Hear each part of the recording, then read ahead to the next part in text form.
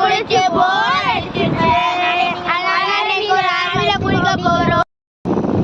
நம்ம போற அருவிக்கு இன்னும் 10 வளைவு இருக்கு. நம்ம 2ஆம் வளைவு நிற்கும்.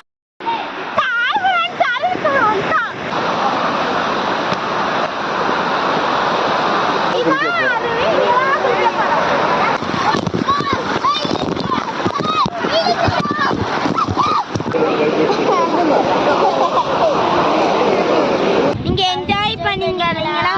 நாங்க குளிச்சு முடிச்சிட்டோம்.